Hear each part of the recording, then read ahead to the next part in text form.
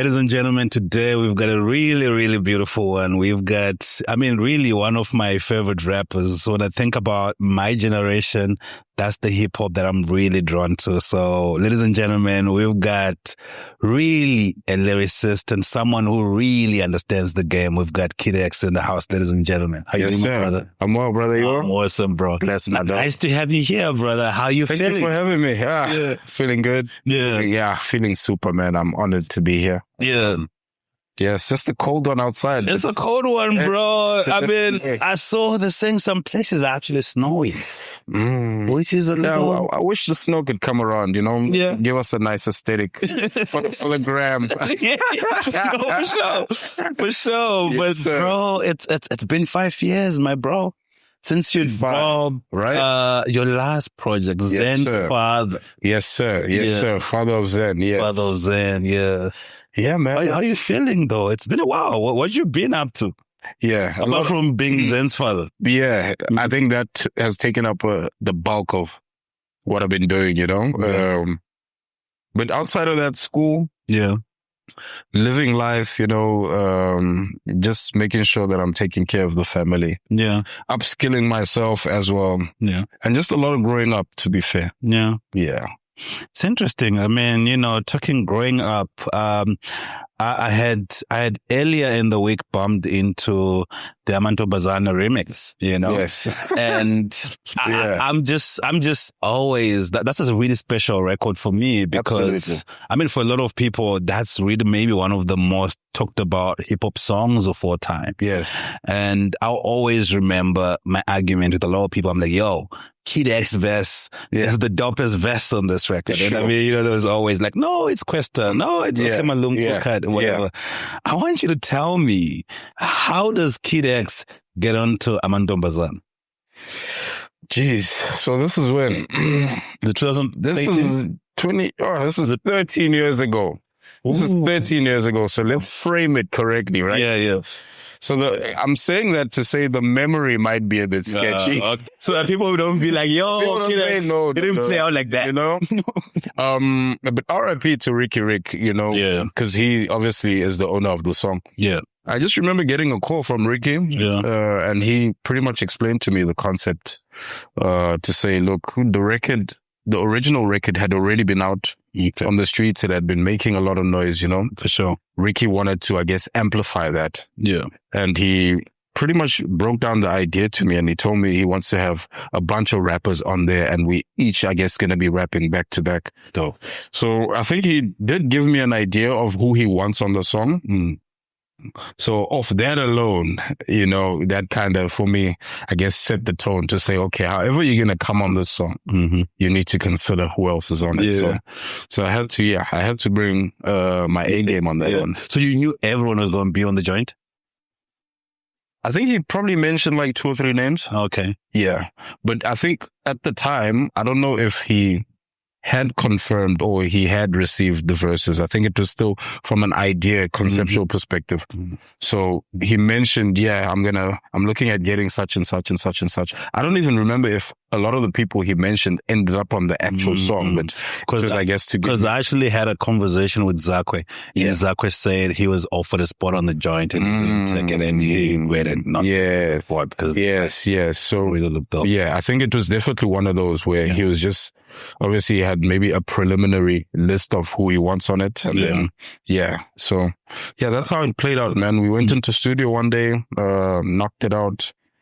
Well, I knocked out my verse, and then he had to see to finish. Yeah. Interesting, because Ricky's last verse on that Amantombazana remix, he says, Ngabizu X, show him there's no beef. Yeah. Were you all beefing? Was there an issue between you guys at the time? So around that time, I think was closely linked to, if you remember, 2012, there was an AKA record called Skimming Lames. Okay. Where he featured myself and Zinger. Yeah. Over the Rick Ross Stay Scheming beat. So I think Keenan on that song had a bunch of things, because he still had friction with Tito, remember? That. So he had a bunch of things to say to the other side, right? Yeah. So by virtue of me and Zinger being on that song, Mm-hmm. it looked like, okay, Okay, so you guys are part of the camp and now you in it. Yeah. So I think they went on, I think Tito went on to put out a song, if I'm not mistaken, that had Riky Rick doing ad-libs at the end of the song. Talking his shit. So, and he said some things to say, okay, we see you lives as well, riding with the guy, you know, whatever the case is. So I think based off that, and we didn't even reply to that, you know? Yeah. But, I think based off that, exchange, there was maybe something in the air that he, from his side, could have felt like, okay, maybe I need to clear the air with the bros, because in person there was, from my side anyway, you know, there wasn't anything that I could say was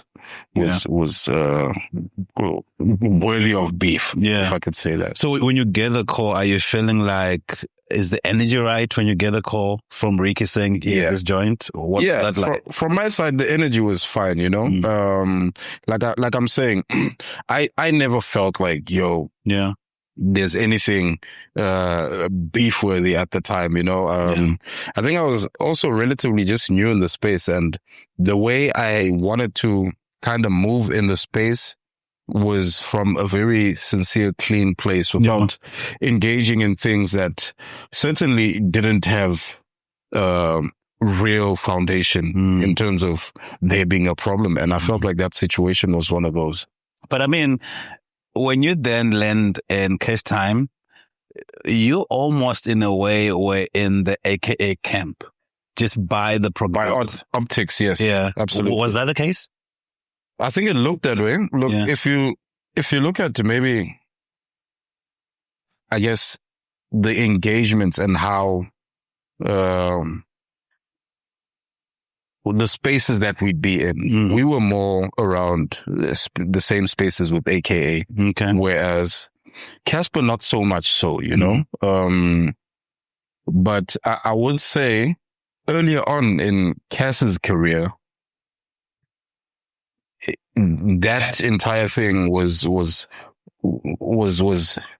almost totally nowhere, because if you look at maybe some of Cassper's earlier videos, I think it's probably like Kusheshe, if I'm not mistaken. Yeah, I'm on that video. I'm cameoing. We did kind of have some sort of a relationship at that time. So I think obviously maybe as time went on, maybe the relationship kind of got Yeah, because I remember one of the beefs that I remember much is the G-Unit beef. Yes, and I know 50 really always used to say that, like, part of the reason why he doesn't mess with Game and Young Buck is that, like, once you say you're cool with certain people that I'm not cool with, if they come for me and you in the vicinity, we all get taken out. Absolutely. So it's like you really gotta pick a side. But I mean, did that whole AKA and Cassper beef affect your musical moves as Kid X when you look at what you wanted to do with your music? Did it affect how you wanted to move just by being in one camp? I think it probably did by extension. Okay. So being in the camp, I think it sort of, it paints you with the same brush as everyone in that camp, So there could have been maybe opportunities to work that could have been extended, that because of you are under that umbrella. Yeah. Unfortunately, those calls never happened. So I would say there possibly could have been opportunities that were lost because of that. But I don't mean lost in the sense of like an actual now regretful state type thing. I think things played out the way they needed to, and who knows what could have happened if it was different. Yeah. I mean, when you reconcile your journey as Kid X, are you at a place of comfort with how your life has played out? Yeah. Musically? Yeah. I am. A very turbulent journey. Yeah. But I've found understanding in terms of, I think, why it had to play out that way. You know? I think there was a lot of lessons that I needed to learn. I think there was a lot of growing that needed to happen.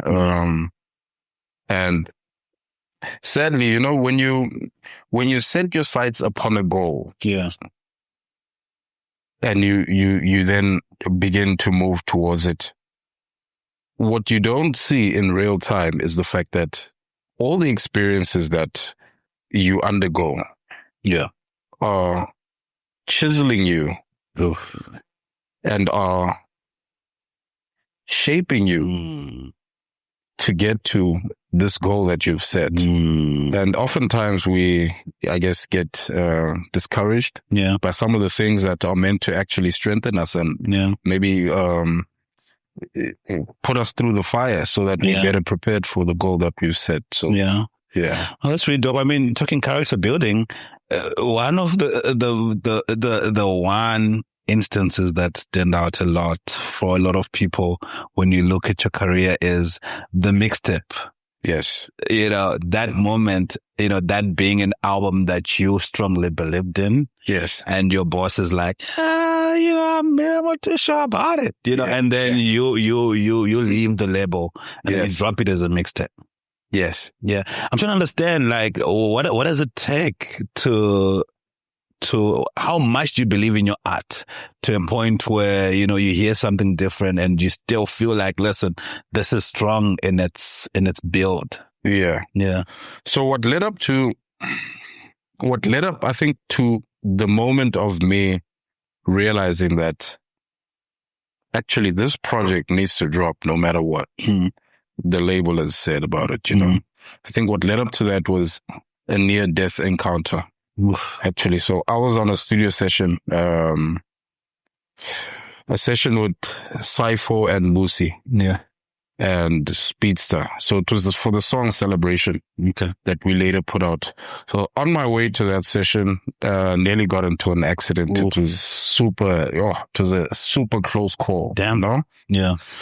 So anyway, proceeded to the session, made the song.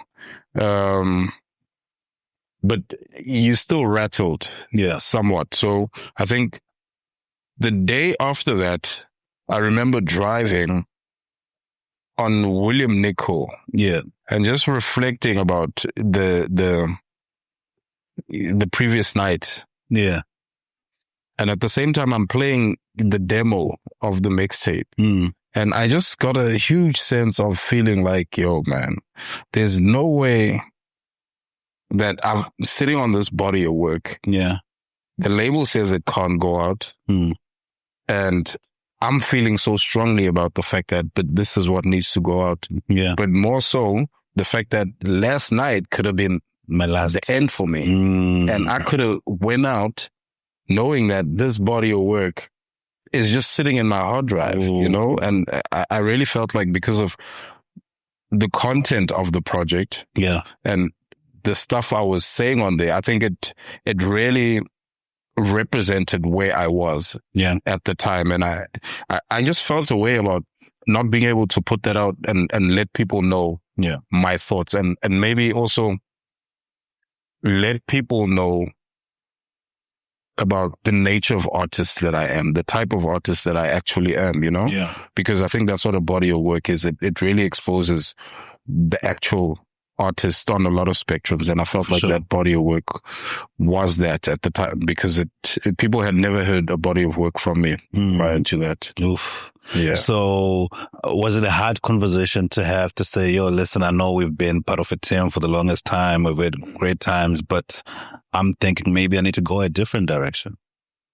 So let me go back to the order of proceedings, right? Okay. So I hand in the demo, the label spend maybe a week or so with it, and then they revert back and say, okay, this is not it.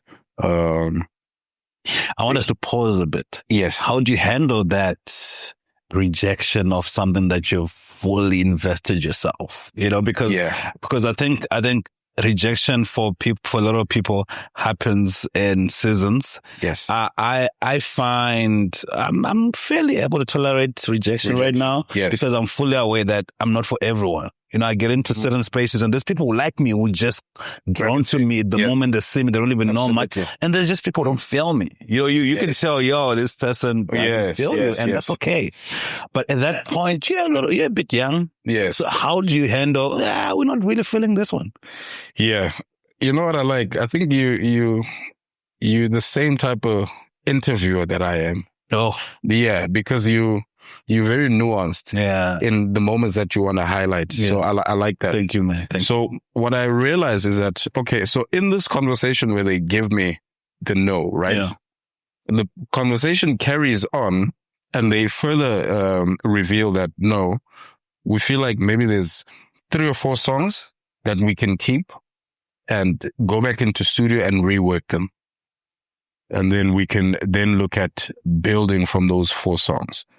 So at this point, I argue and say, okay, if that's how you guys feel, then what I'm willing to do is to dress down the project. Instead of calling it an album, I'll call it an EP or mixtape. And you guys don't have to be, you guys don't have to seem like you signed off on it, whatever the case is, So I argue that point and they eventually agreed to say, okay, if that's how you want to do it, then go for it. So from a disappointment perspective, I guess it's something that I was able to deal with in the conversation at that spot because of how, I guess, strongly I felt about the body of work, So what are the commercial implications from it having initially been an album for you, and now it's no longer viewed as an album. Now it's viewed as a mixtape. What are the commercial implications for that for you? I think the commercial implications obviously mean we're probably giving it away for free. Oof. Yeah. So we're going to have to look at monetizing in a different way. Yeah. So which is what we ended up doing. We said, okay, we'll upload it on data file host. We'll drop it for free. And that's how it played out. And the numbers obviously went crazy. Yeah. People, I think, really responded. And then I think 500,000 downloads later, then the label wanted to monetize and say, we're losing a lot of guap here. So now they then upload it on like streaming platforms. They upload it and Ooh. So it is a bit it is tricky. So one thing that I like as I was listening to Contra is how you talk about taxi and you're busy complaining that abantu banuki kwapa and stuff. You talk about humility, and as I think about what you're sharing right now, I'm wondering about how do you interact with someone who said, listen, this is not it, and this thing then blows up? And are you able to stay humble in your interactions? Because a lot of people, it's like, I told you so. I told you niggas that this is it. And you just believed in me. Now look at it now. What does the conversation then look like when this thing blows up? Yeah, a difficult conversation, you can imagine, Yeah. I think from just a relational perspective, I think a lot of things become broken at that point, because what becomes clear is that, okay, from a vision perspective, we're not aligned, and then there's an issue of trust. Is the trust still intact? Can we then actively pursue the same thing, or are we better moving separately? And each person trusting what their vision is, So, for me, that's what became a reality at that point, And then we had to kind of then have the conversation and say, look, this is, I think the standpoint. This is what we've experienced. These are the things that we've done in the time that we've had together. Yeah. But at this, I think, pivotal moment, we need to look at whether or not the vision you guys have for me and the vision that I have for myself as an artist is aligned, because I think another important thing is the fact that with regards to putting together our bodies of work, we were given freedom. Okay. We were given the autonomy. Don't expect us to come in and sit you guys down and say, here are beats, work on your project. You guys just need to go out there and make your bodies of work and then turn them in so we can review and then we can build from there. So yeah, I think based off that, I think it makes it tough to, you know? Yeah. I want to touch a bit on vision because you're married right now. Yes. And as a married man, there are areas that you are typically would not have the same perspective, the same vision as your wife. Yeah. And I look at your partnership with Cash Time as a marriage. So if you were in a marriage with them, can we say if there's one area of misalignment that reflects on like a lack of overall vision for the whole relationship? Yes. So the interesting thing about that is I think the position in the relationship. So if we look at the Cash Time situation, my position in the relationship is a subject, for lack of a better word. You are a minority shareholder in that partnership, you know. So, but also you inexperienced, you are being led. For I guess the greater vision. So essentially there's no ownership. Yes. There's no ownership, but also you're not in the driving seat. You're the woman in that situation, you know? So, you trust, I don't want to frame it. I don't want to carry on with that metaphor, by the way. I think you get my point. I get you. Yeah. Yeah. So then you leave this setup. Yes, sir. For another setup. Absolutely. What are the business lessons are we picking up as you look back at the next setup you get into and you're out of it now? What from this standpoint? From this standpoint now, where could you have what worked? What could have been done different? Could have worked. Yeah. Ooh. I think it's also an issue of alignment of vision, even there, you know? Look, from the onset, what I'm realizing and what I realized, I guess, while I was in it, was the fact that, I'm a minority still, even among the partners, you know, because the other three partners, like it or not, like whether or not we're being political or not, but they, from an interest perspective, are more Questa focused. Okay. So from that perspective, given the fact that we are both in the hip hop space and whether we're working together or not, there's still a competitive energy. True. So this is something that obviously going in, I'd say I was very naive to.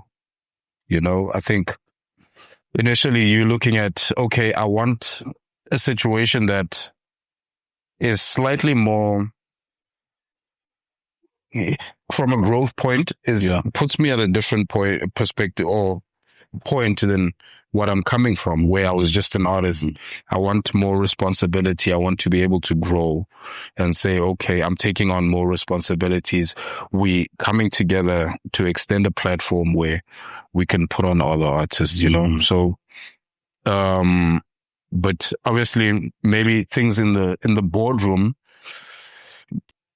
I mean, given what I've just revealed to you now, that when you the minority shareholder in a situation where the collective of the other shareholders who already have a common interest, and essentially you get strong-armed into, and maybe a lot of the things that you'd like to execute don't necessarily see the light of day, you know? Yeah. So for me, I think it was a learning curve from my side. I needed to kind of go through that as well, because in as much as there was that, I guess, scenario, the lessons learned are priceless, you know? the lessons learned, to the music that we made,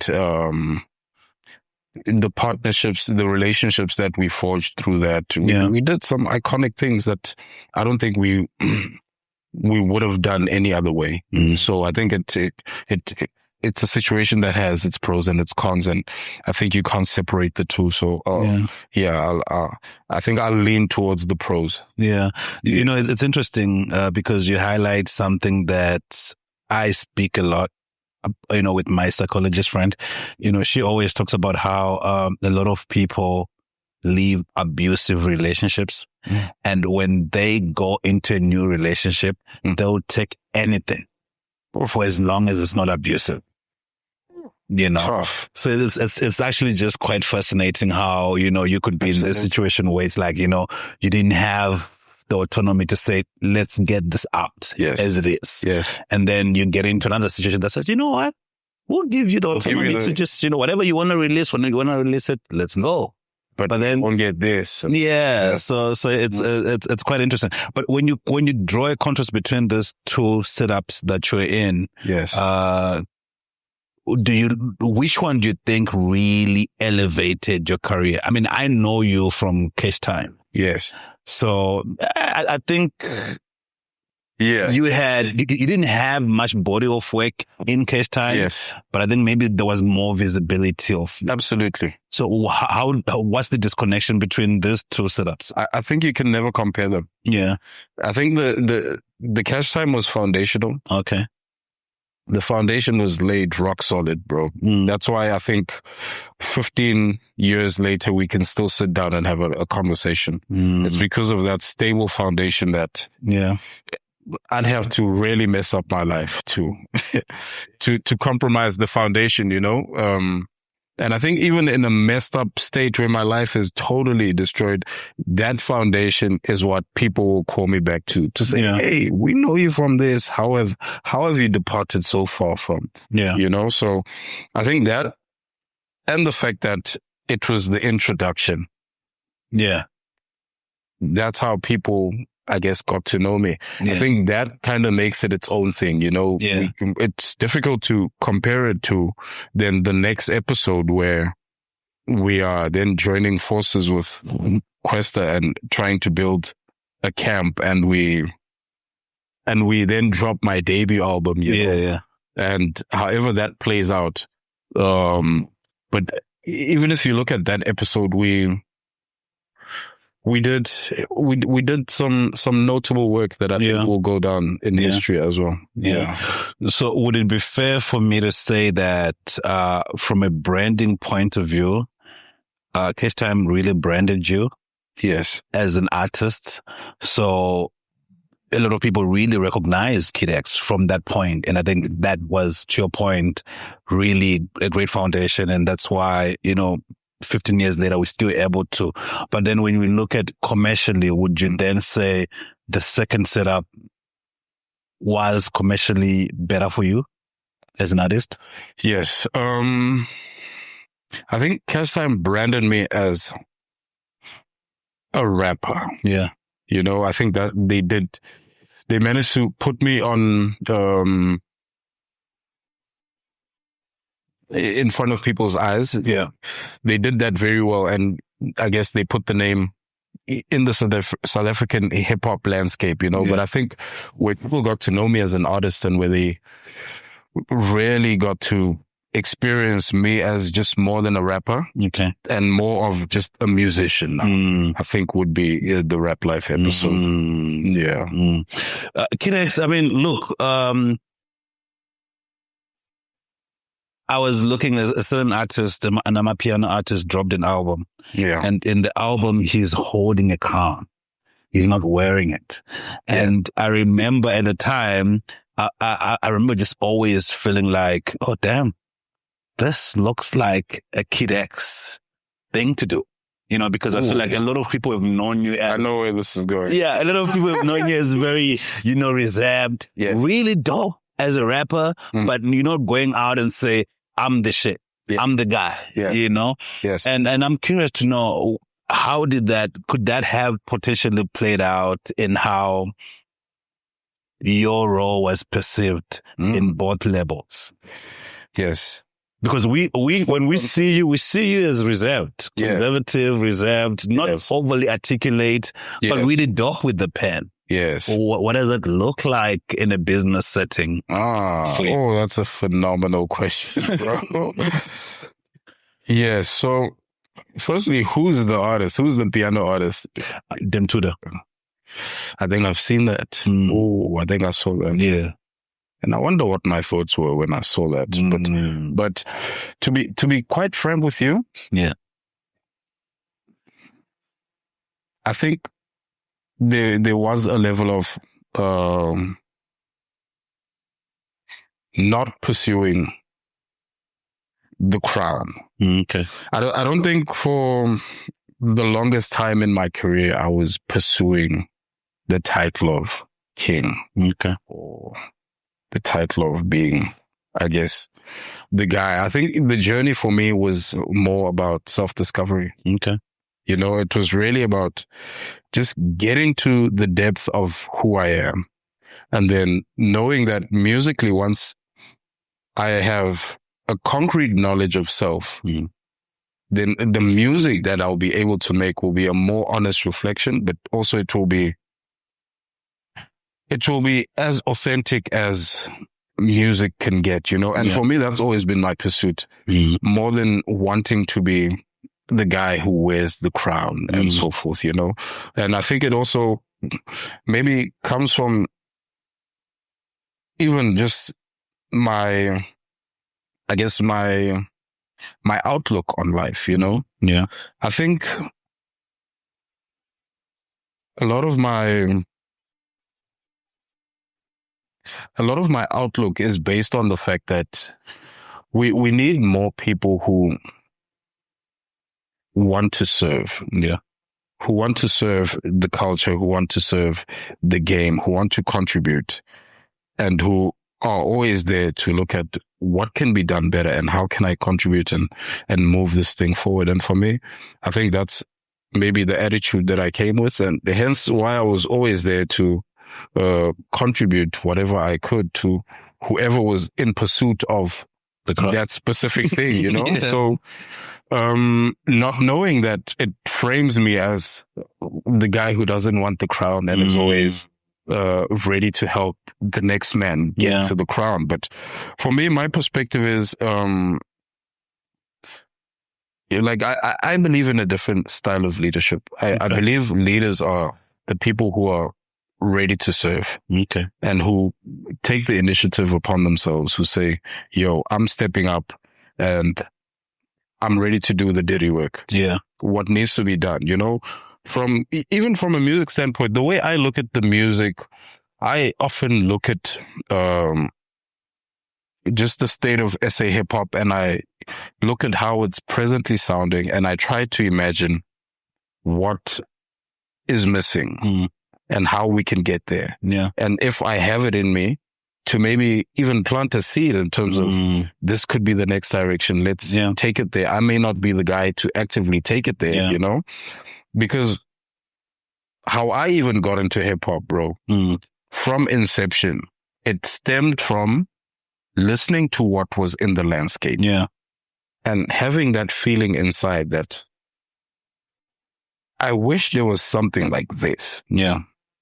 And back then, I wasn't the rapper that I am today. Yeah. So from a skill set perspective, from a ability to execute the idea in my head, I was nowhere, you know? All I had was maybe the vision to say, I wish a South African rapper could sound like this and have these elements, you know? Yeah.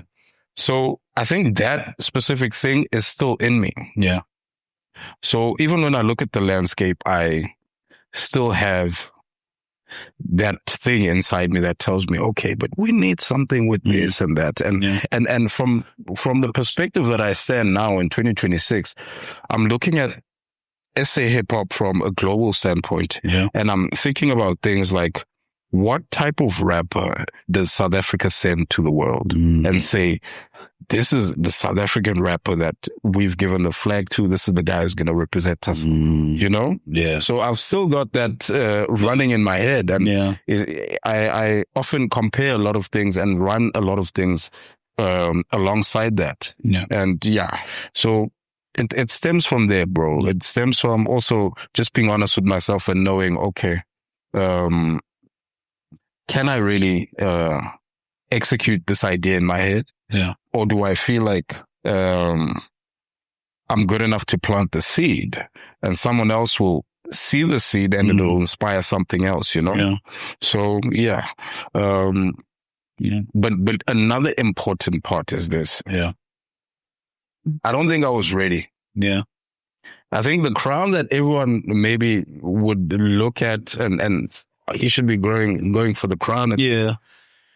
I don't think I was ready at any of those points at all. Yeah. I would have been a kid wearing a crown. Yeah. And I think to wear a crown, you need a lot of life experience, you know? Yeah. You kind of need to, wisdom. Yeah. You need a lot of wisdom. For and sure. I think experience experience gives you wisdom. Yeah. And I think back then, far from it. Bro, I want to ask you two questions. The first question, because you already touched on it, but are you happy with the current state of SA hip hop right now? Yes. You are happy? I am happy with it, but the happiness is nuanced, right? Oh, let's go. Yes. So happy that it's colorful. Okay. Happy that people are expressing themselves in the shapes and forms and sizes and colors, you know. I think that's an important thing. It's healthy. It looks like the South African flag, right? If you look at the South African flag, I think the one country that has the most colorful flag. We've got how many colors? 6, 7? 6, 7, somewhere there, yeah. So from a music standpoint, I think when you listen to genres or music that comes from South Africa, you certainly need to feel that. Yeah. That needs to be captured. And I think that's where SA hip hop is right now. I think you've got a bit of everything. Yeah. You've got a lot of young energy that are hungry for the thing. And I think from that perspective, I'm happy with it, right? Yeah. But then there's the nuanced conversation of saying, from an appeal perspective, do we appeal broadly or do we strictly appeal to the niche hip-hop loving audience that lives in SA?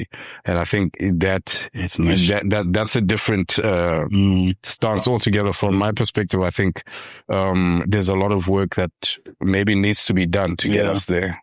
And it has really shrunk, because if you think about it, like when you were featured on Kara Kara, that wasn't just a hip-hop song. Yes. That was a song everyone, kids, adults, you know, everyone is vibing to. Absolutely. I think it addresses this point you're highlighting about, like, maybe the hip hop we have right now is very niche. It is niche of people who really vibe with it. And it's like, if you come from our generation where we had a Kara Kara, for instance, we had a Ranjozi, we had all those kind of songs, it's painful to listen to hip hop right now. For me, I'm struggling.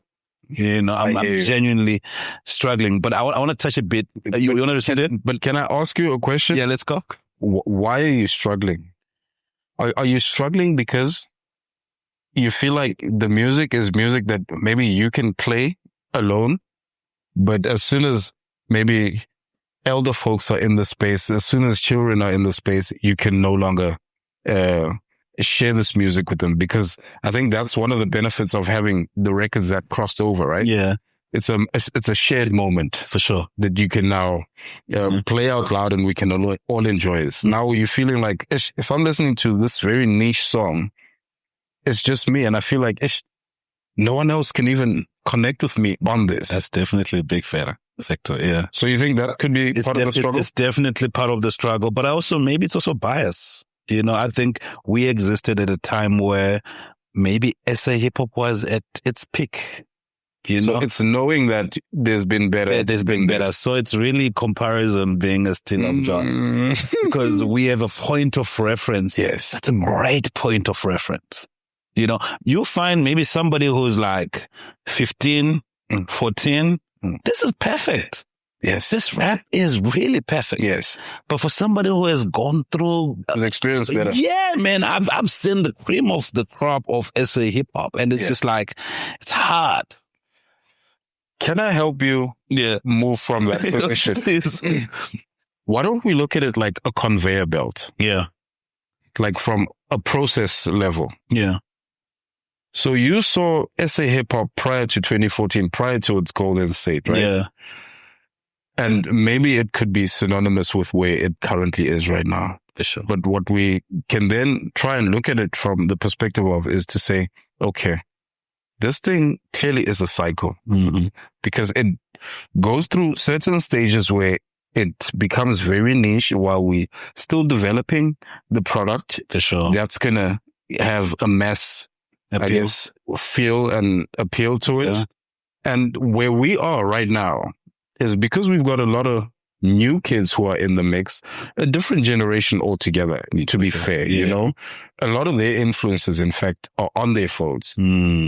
Our influences, remember, a lot of the signals that we picked up were your immediate environment. Their signals are through here.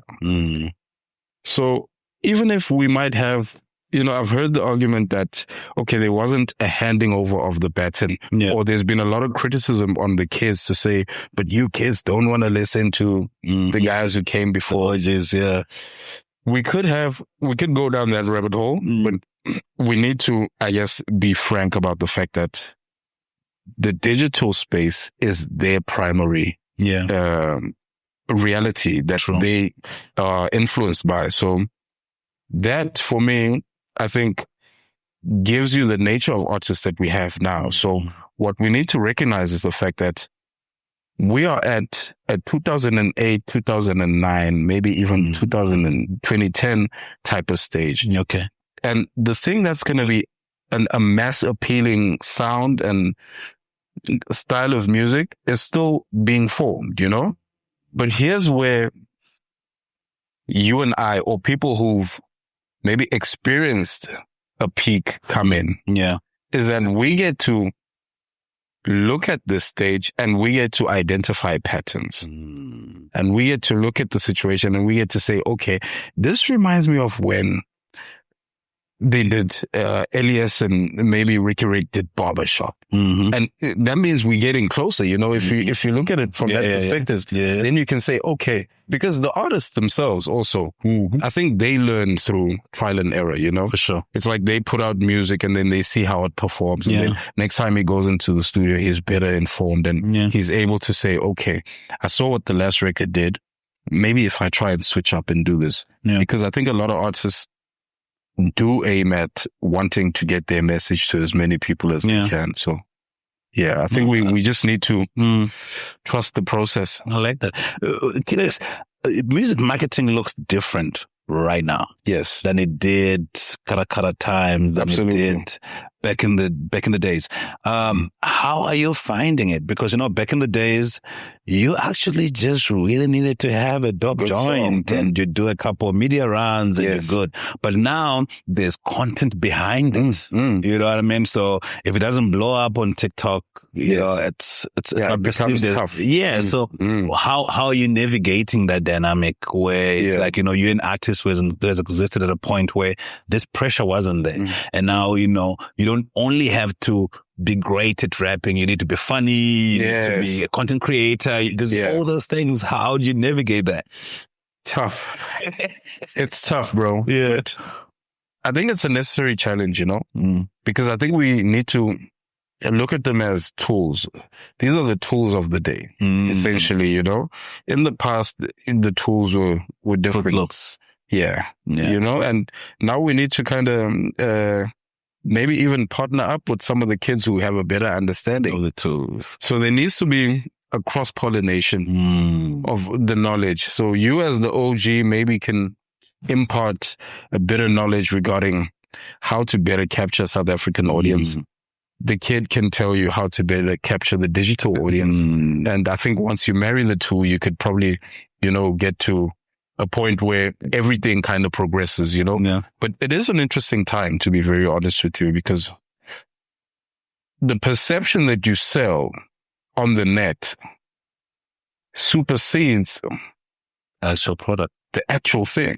Like, that's the time that we're living in. Yeah. Like, if you can really sell the perception, Yeah. depending on how well you sell it, you can carry it over to real life. Ooh. And when you show up, you don't have to be who you really are. Oh, You can leverage off the perception. you can be that. and you know, Yeah. just run off that. So for me, obviously, as an older head,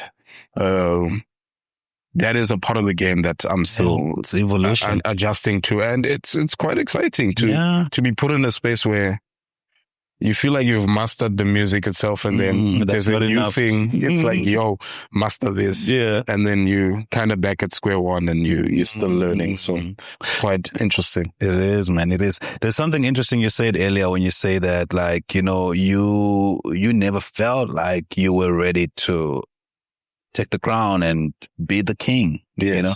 And I'm just curious to know, I mean, you know, Kara Kara was such a big song. Yes. And a lot of people recognize you from Kara Kara. A lot of people remember your verse from Kara Kara. How did that change your life at the time? What do you remember about this joint when it comes out and there's this big song? And what is your life looking like at that time? Yeah, it did. It did an entire 180, to be very honest. Yeah. I remember the specific gig where I think was the turning point, you know? Yeah. For the song specifically, and for us experiencing how people felt about the song. I think it was a gig we did at Stones in Melville. And we jumped on and we did that song, and bro, our mics could have been off. Yeah. And people were just vibing. It wouldn't matter. No one would care because it was their song now, you know? Yeah. It had reached, I think, that point of critical mass where, you know, where now you knew, okay, so this is what we have on our hands, you know? Yeah. And I think from that point, it became hysteria, you know? Yeah. People just wanted a piece of the song. Yeah. And because you are the person who sings the song, you kind of come with it, you know? So, those were great times, bro. Yeah. Traveling all over the country, spreading the song, but also influencing how SA hip hop from a look and feel was now being perceived, you know? I think we saw it kind of incorporate Kwaito from an aesthetic perspective. Yeah. It was Kwaito, but it was new age because it had a lot more colors. It had the long socks, the swag. It had the bucket hats that were folded at the front. In fact, bucket hats, if you look at even maybe manufacturers of bucket hats, what happened in those 2 years? Yeah. Like we saw all sorts of designs of bucket hats. Where if you look now, we kind of back to like, okay, the very plain bucket hats. They're not as crazy, as colorful, creative. So, I think it added a bit of color. And it added a bit of excitement to the music. So certainly even in our personal lives, I think it was a point of, wow, it's actually happening, you know, because like I'll imagine from even the people who've been supporting me, my parents who've always supported me from day one. Yeah. They probably at that point felt like, wow, we never knew this guy would actually take it to this point. Yeah. Or maybe they did, you know, hence they did support. So I think it's a moment that kind of fulfills a certain urge or a certain feeling that you have about something. Yeah. You know, I was tempted to ask you a question in this way. I was tempted to ask you, at what point do you realize that this music is really working for you? But then I had to backtrack because I realized that from my interaction with you and just maybe how all fans see you, I don't think you struggle with contentness. I don't see you as someone who struggles with it. Yeah. So because you're someone who doesn't struggle with contentness, I think it's easy for your measure of this is working to not be financial. Yeah. But I'm curious really to know financially at what point do you look at your career musically and say, okay, cool, this thing is looking good. Yeah. Financially, what is it looking like? Yeah. Yeah, look, the metric for me has never been financial. You know, I think my relationship with money is quite an interesting one. Let's see it. So this is a popular thing, but I'll also say it. I think for me, money is a tool, you know, but I've never been money driven. Okay. For me, I've always been driven by what feels like the thing to do, you know? Yeah. And even in pursuit of my music dream, it was never for the money. I think it was to touch on the point that I made earlier about wanting to be of service and wanting to contribute to move the thing forward, you know? Yeah. So when the money did come in, that for me became like okay, so I guess this is inevitable about it. When you do a thing well enough at a high level, maybe it will start, you know, reaping certain fruits, you know? Yeah. So it then became that. Then you kind of experience the money, but also because the journey for me was really about self-discovery. Yeah.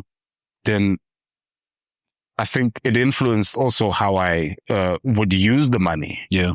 You know, I'd spend the money on experiences, on maybe clothes, on just the things that would, I guess, get me closer to my actual North Star, which is really getting to the bottom of who am I, you know? And I think that was fine in my 20s. Yeah. Because no responsibility is you just, you know, moving as you know. But obviously, I think once you kind of move into your 30s and you take on different responsibilities, the goalpost kind of has to shift. Yeah. You kind of have to restructure things and kind of maybe rid some of the young habits that you had, and really start planning things a bit different. So yeah, I think that's pretty much how I experienced that entire shift. Yeah. But I mean, now to your point, you now have family, you now have kids, you now have a wife. Surely, the need for it, the awareness that it's needed is grander now than it was in your 20s. Yes. Yeah. Yeah. So how do you then balance this person who is your core, who's not money driven, and the reality that actually says, phenomenal. Yo, you know, we need to pay fees. We need to pay. That's a phenomenal question. So that balance, I think, requires you to. So I would then classify my core as the inner child. Okay. In that situation. Yeah. So the inner child is the guy who wants to go into studio and spend hours. But then the adult me is aware of every hour that you're spending. Yeah. It needs to kind of be accounted for. Yeah. We need to see whether it's worth spending this many hours as opposed to investing this time into something else. For sure. Because these are some of the real life responsibilities that kind of come with that, you know, and that you need to be on top of. So I think for me, it's a balancing act between the adult self and the childlike self. And I think this is something that every creative kind of has to wrestle with. But I think for me, it's probably more so because I name myself Kid X. So the kid is also in just the artist that I am. Yeah. So then you kind of have to tread carefully because you don't want to also infringe upon the artist. So much so that so much so that you kind of dull his art out, and eventually maybe that pipeline stops flowing altogether, you know? So it's a balancing act, to be very honest with you. But I think it becomes more interesting once you kind of have to, because from a star sign perspective, I'm a Libra. Okay. So I've always found myself needing to balance different aspects. And I think this is probably the most important balancing act. No, for sure. When it comes to just my existence. So that's. Yeah. Have you ever been tempted to drop the kid? Because, you know, a lot of people drop the young, the little, you know, have you ever been tempted to drop the kid? So, I mean, based on the answer I just gave you, I can never drop the kid. Okay.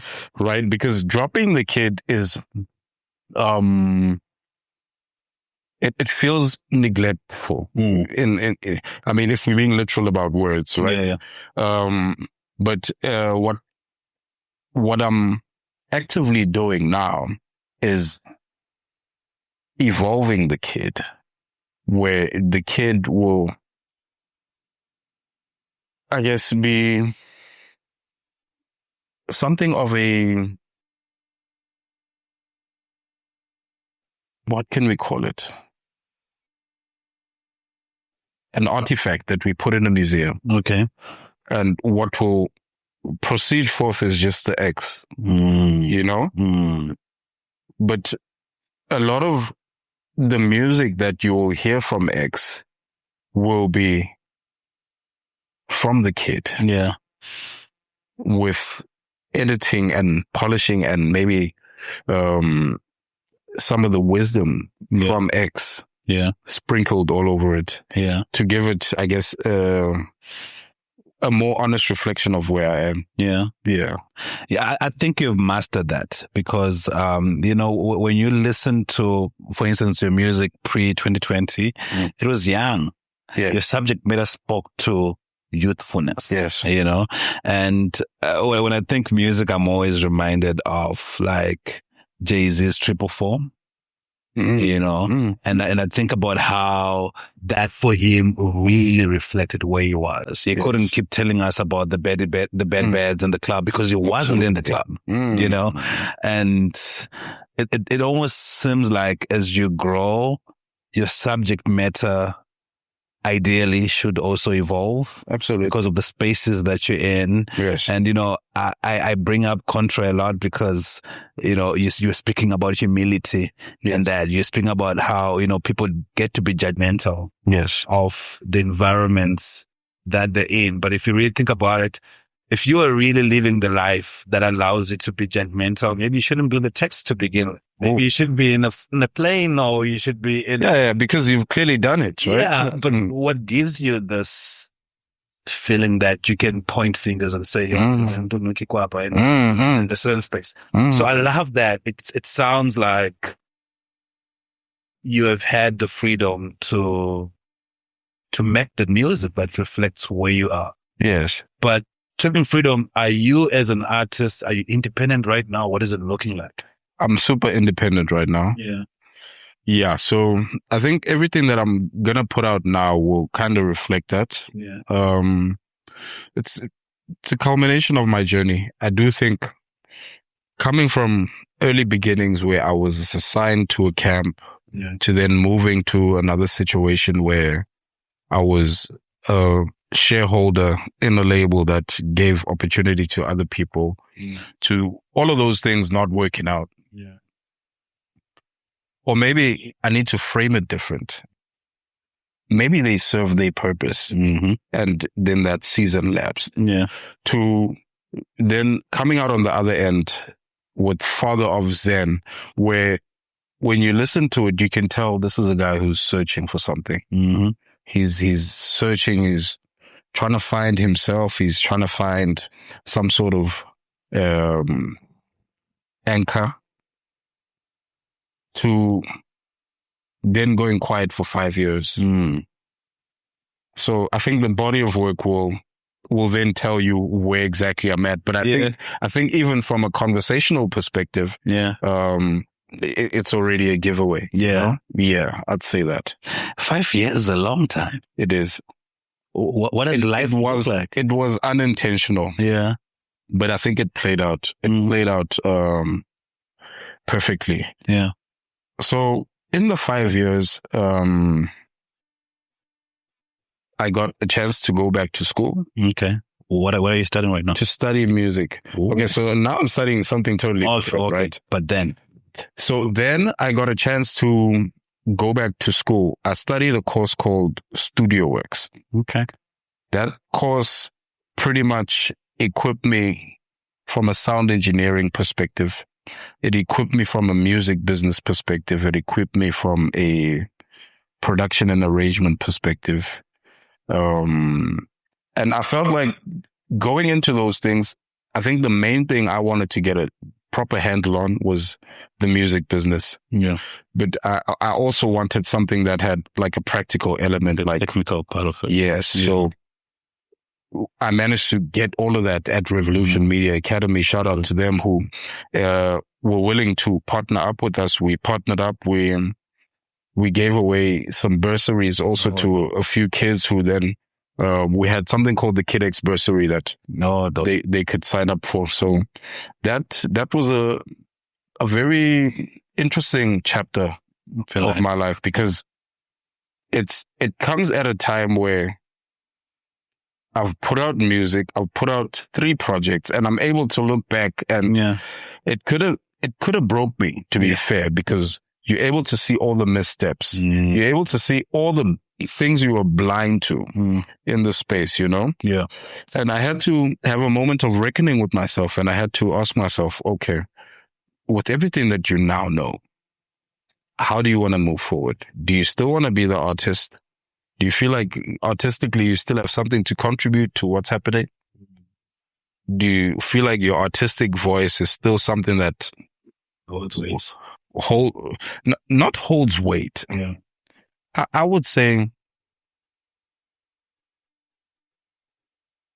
is of value, right? But value, I classify it in a different way. I mean value in the sense that, does it move the needle? Will it affect change on any level? Yeah. You know, is there a level of truth to your artistic contribution? Because I think for me, that's how I'd like to look at it and say, that's amazing. The music that I put out, will it affect someone's life in reality? Like, can someone listen to it and say, yo, this record helps me deal with whatever situation I'm, you know? So I had to seriously have like a conversation and look at all those things, and then had to make a decision. And I decided, okay, there could still be something, you know? There's something there, and the best way to house it would be to just assemble my team and to move forward with that. And then once I feel like we're done with that, then I guess, still got the knowledge and the skills to kind of maybe then go back into a situation where I set up a platform and I bring on other artists and we kind of build them. So that's the current setup.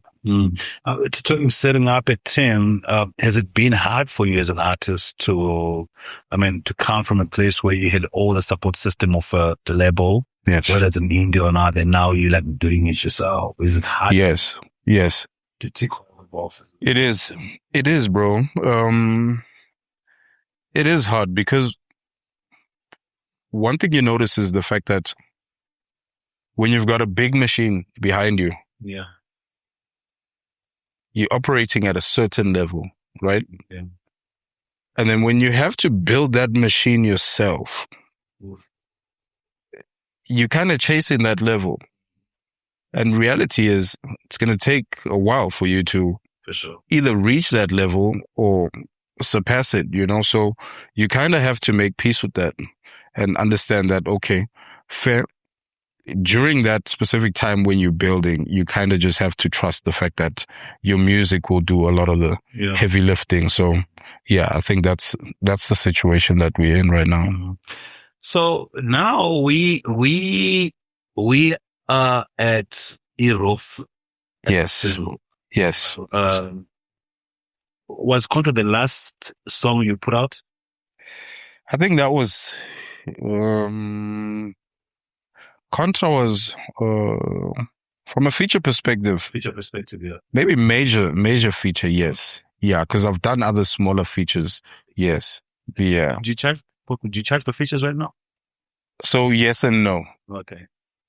So if I identify a song or an artist who I feel like I could contribute something positively to his journey, then in that case, I won't charge. But if someone approaches me and I feel like, okay, I hear the potential, I hear the record, in those cases, because I didn't approach you, then I would charge in that situation. But it differs. It's a case by case situation. If it's someone who was in the game, was on the same level as you, like a younger.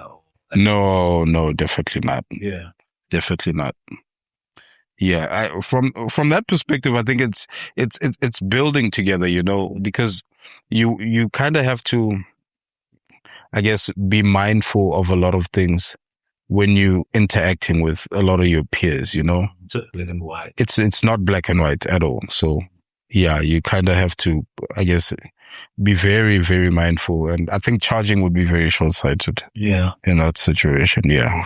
Okay, cool, bro. So you were just really explaining the indie part of it. I think you basically said, you now have to build all those things. Yes. You hope that the music carries. Absolutely. Yeah. Yeah. And I think that is, I guess, the natural trade-off, right? Mm-hmm. Because you come in where maybe your music is good. Yeah.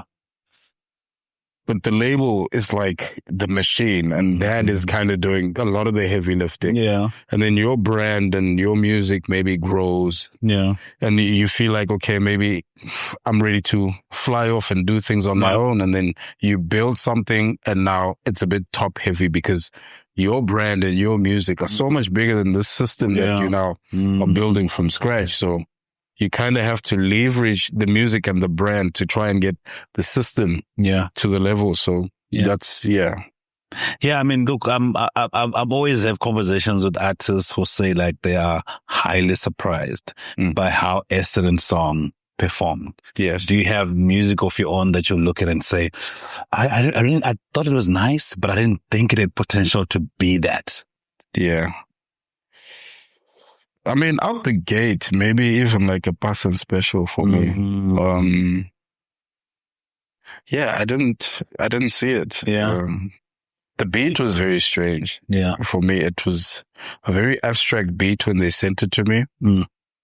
And I had to kind of spend time with it to really understand the bounce and the feel of it, Yeah. And even when I was done with it, I did kind of feel like, okay, this is a cool song, but I don't think it's going to be one of them ones, And yeah, I think that's one of them. What other song can I point to? Nah, I think that's probably the only one. Yeah, that surprised you. Yeah, but I'll even say, look, even with the current single, right? Yeah. The current single was a cool song for me. Yeah, when you had a beat. No, when I was done with the song. Done with the song. But I must say, though, that sound is the sound I would expect from you. I feel you. Yeah, so when I listen to the song and I hear the beat, that's Kid X. For me, like, it doesn't feel like you're out of place. Yeah. It sounds like something that I would do, right? Yeah. So I think that's generally maybe the response that I've gotten from everyone who's heard it so far. People are responding really well to it. I think it has a lot to do with the fact that it feels like a Kid X record. Yeah. Is that a good thing? I think it is a good thing. Yeah. But I'll tell you this, even with that record, right? Yeah. That record would have never come out. Because, I mean, I felt like I had better records in the stash box that we could have put out, but we had a session with the team. Yeah. And we played all of the music, and maybe iRoof was one of those songs where I was really trying to think back to okay, what song haven't I played? Yeah. And then I stumbled across iRoof where, oh, bunch of this song. Let me toss it in. Yeah. And from the minute they heard it, they were like, oh, this is our first joint out, you know? Yeah. And I guess that's kind of the same message or the same type of essence that I've picked up from everyone else who feel like, okay, this is the song you should be coming back with. So I think if you left it to me, it would be another song. It would have been another song, and it would have been. So how are you balancing this? Because you are the artist who had a project that people were like not really believing in it, and it wins an award. Yes, and then you have another song 10 years later. It didn't win an award. But you were nominated for it. Nominated, yes. Big deal. Yes. Yeah. You're nominated for it. And 10 years later or so, you are picking songs and your vote is, you're outvoted. Yes. For the song. How are you able to actually be like, okay, cool. If you think this is it, this is it. Or is there part of you that's like, there you go, doubting yourself again, listening to all these other votes? How to balance that? Another incredible one. So, I think it comes with experience, bro, and just wisdom, to be very honest, It comes with not using my previous case studies where I've been right to validate me being right into perpetuity, Because that's what we can do, right? That's what we can say, I've been right before. Look at my track record. So it's treating each scenario on the merit that is presented. But that's not an easy thing. It's not. That's why I can only attribute it to just God-given wisdom, of just being able to show up with a fresh ear, fresh record, and not show up as an egotistic person who's done it before. Yeah. So how does the record come about? Because it sounds like it's a record that you've been sitting on for quite a while. So at what point do you record iRoof? iRoof comes about. So I'm sitting at home, right? Yeah. So iRoof, actually, let me start by saying iRoof was like, it fell on my lap. It was a gift, bro. It was literally like manna from heaven, I'm sitting at home. I get a call from Umpilo. Okay. Umpilo, who used to produce for AKA? No, different Bilo. Different Bilo. Oh, yeah. Sure. Umpilo, he's a record exec. Okay. So he's telling me that, I want us to get into studio. I need you to make a record, bro. I need you to give us something. Capture that essence that we fell in love with, What year is it? This is last year. Okay. Are you in your music zone at the time? I am in my music zone, yes. Okay.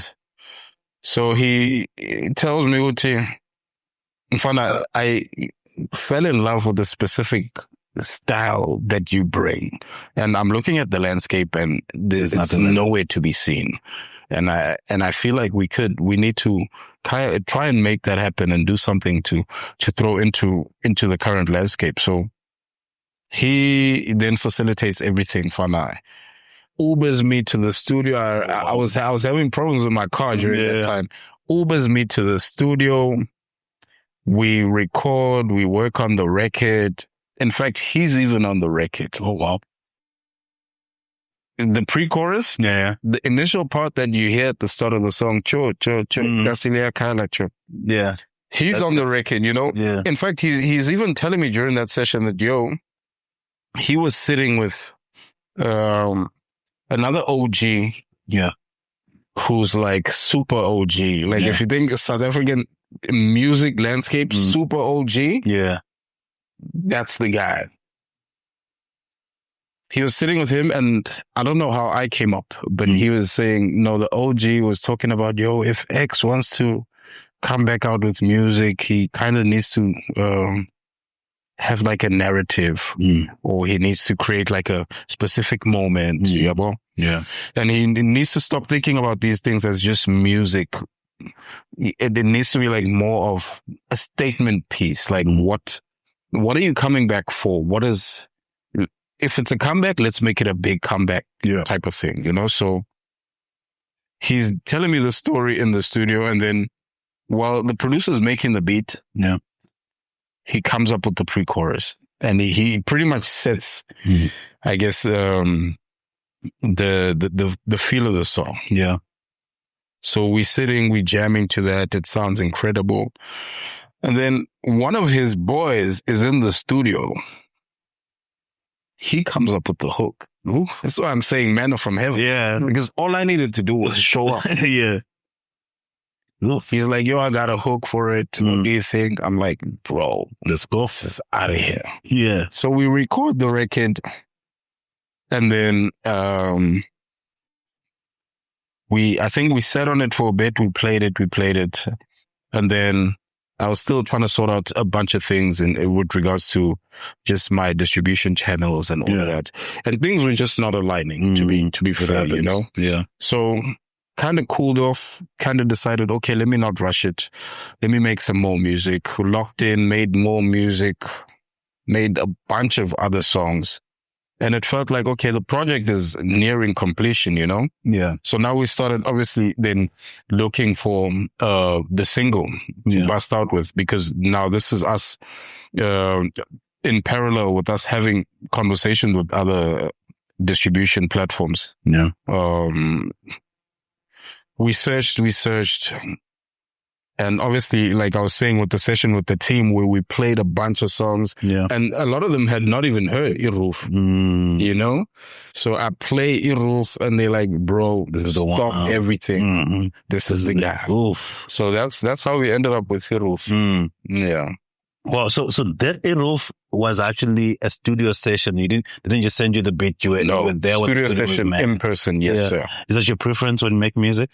Yes, I do prefer that. Yeah. And in fact, a lot of the songs that are on the project are that, you know? Yeah. I'm in the studio, the producer's building the beat. We identifying early on whether or not this is the direction. If not, let's move on, you know? Yeah. I think that produces like a working synergy that you can't really capture with just the emailing back and forth. So I do prefer that. Yeah. Is iRoof part of a bigger project? Is it part of an EP? Is it part of an album? What is it looking like? iRoof will most certainly be on the album, the way things look, you know? So the body of work that will come next will be an album. Okay. Yeah, I've got a working title. Could change. Yeah. It's changed a bunch of times. Yeah, what is it looking like right now? It's changed a bunch of times. Okay, initially it was 1988. Oh, that's the year of birth. Yes, sir. Yeah. And then it changed to something like Through the Eye of a Needle. And then it changed to something like Imvuselelo. And then it changed to, I can't even remember what the other title was, you know? Yeah. But I later realized that no, all those changes were in fact just chapters in the 1988 album umbrella, you know? Yeah. Because as a title, 1988 itself, what are you going to do with it? I mean, it is the birth year, but conceptually, you're going to be very hard pressed to try and pull things out of this. So I think those other working titles were essentially just chapters to guide me during that specific phase of me making the album. So we back at 1988 for now. Yeah, until further notice. It's a dope one. Shout out. It's a dope one. I mean, I'm in 88 myself. Sure. So I hear it everywhere. I've named my companies A something. Amazing. So it's I get it. It's a special year. It's a special year, man. It's there's like a lot of special people who came from that year, bro. Yeah. Okay, cool. So it's an album. Do you want to drop it this year?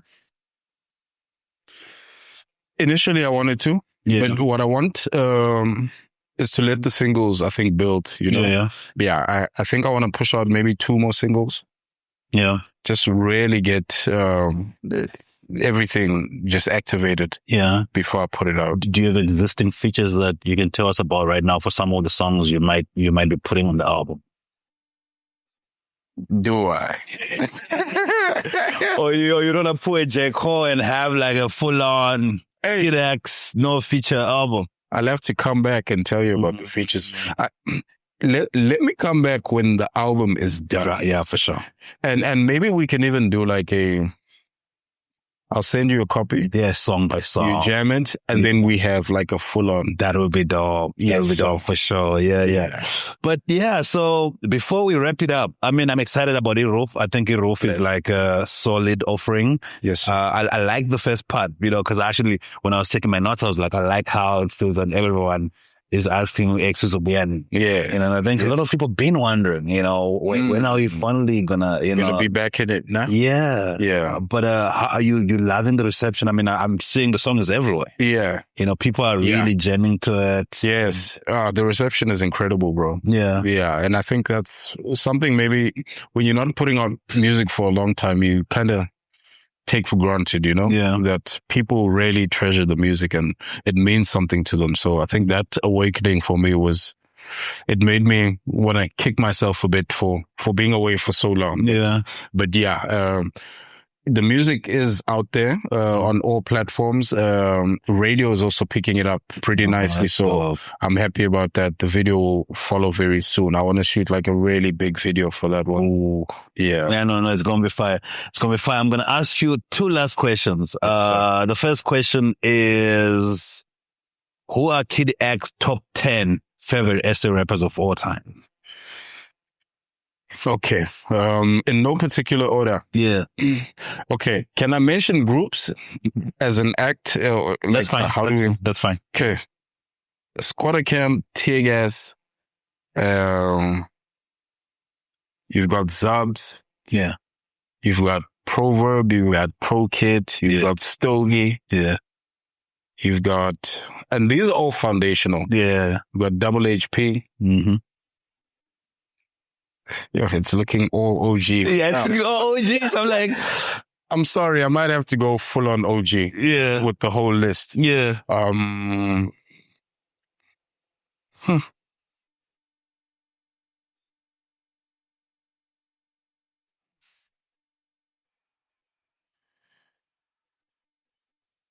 Morafe.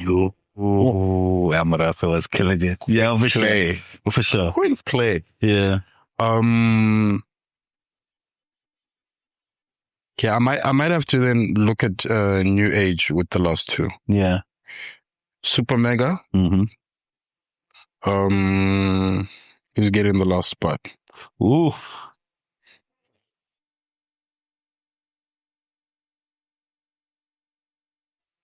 Let's leave it at 9. You know what is crazy? Because I already knew the two artists you're battling with. And I then you said, I get it. Let's leave it at 9. Let's leave it at 9. Put it there.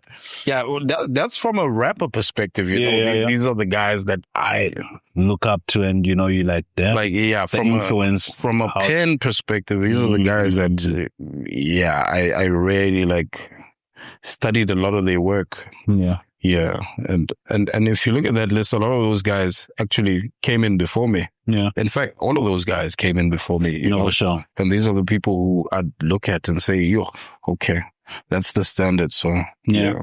When over the 5 years where you were not really actively doing music, were you performing? Were you doing gigs though? Yes. Okay. So there were gigs here and there though. Yeah. Yeah, it wasn't crazy. Gigging. I think also because, the only thing that allowed me to gig was essentially because the sound had been drowned out so much that when people want to go back there, then they'll, call you for that, and that's how you'd show up. So, yeah. Dope. Top 5 favorite SA producers of all time. Ooh.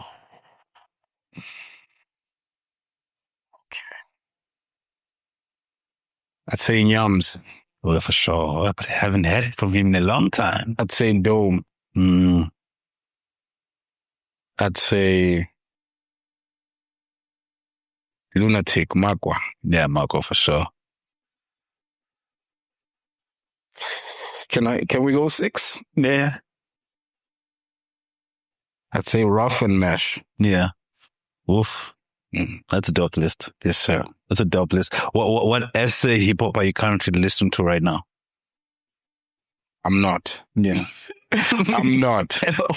I don't listen to hip hop much. I'll be very frank with you. Yeah, same. I never have, actually. Even back in the days? I mean, I do have like my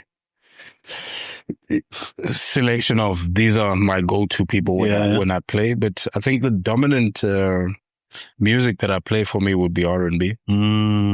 For me, that's even when I'm looking for inspiration to write a rap, I listen to R&B rather than than hip hop. Yeah, I'm as I'm thinking about your album right now, I'm just like, I hope that we have like a Maskandi feature on this project, because I love the puzzle paper, So I'm like, it could be nice because Maskandi is really the sound right now, and it's a sound people are really vibing to, and it would be nice to tap into that. Tap into that. I think it would be nice to hear like a Kires with like a Umafikizolo. Yeah, those kind of guys. It'll be dope. We definitely gonna have to lock that in. Yeah, because I don't have anything of that nature. Yeah, I'm definitely gonna make those calls and see what we can do. No, that's dope, my brother. Yeah.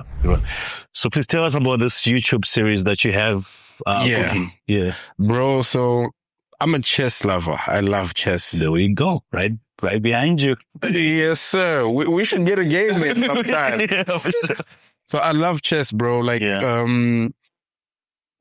But the bug properly bit me. Yeah. I think during lockdown, So I then registered an account on chess.com and I went down that rabbit hole, bro. So a couple of years later, I've decided to start a YouTube series, which we've started, presented by Skipper Bar.